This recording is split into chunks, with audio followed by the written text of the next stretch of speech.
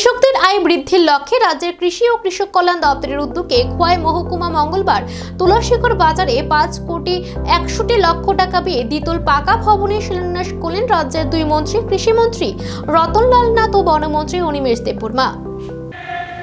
20 কোটি টাকা আমরা শুধুমাত্র খোয়াই জেলাতে, সাংবাদিক বন্ধুরা, খোয়াই জেলাতে আমরা করছি 14টা বাজার এবং সারা রাজ্যে তারা খরচ করছে 20 কোটি। শুধু খোয়াই জেলার জন্য আমরা খরচ করছি 14টা বাজারের জন্য 30,82,00,000। বলতে পারেন না, এমনি বলতে থালকা কয়ে দিচ্ছে।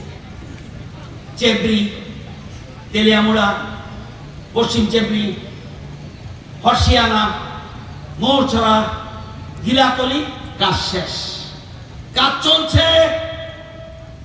রাজনগর, কল্যাণপুর, পহলমুড়া, শানকলা বাজার, গয়ামণি, বৃন্দাবন ঘাট, এই 14টা বাজারের জন্য আমরা খরচ করতেছি। আবার টাকা ধরছি, এবার এই 14টা খরচ করলাম আমরা 30,82,00,000। এবার আবার বাজার স্যাংশন করছি।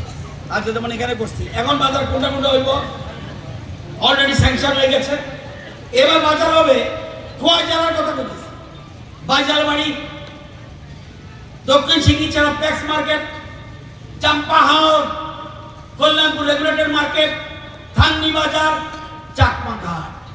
এটার জন্য খরচ হবে 17 কোটি। এরকম লাগতেছে গন্ডাওয়ালা সরকার, আগেরটা না এটা বুঝবো। আরো করতে আছে একটু দাঁড়ানো অপেক্ষা।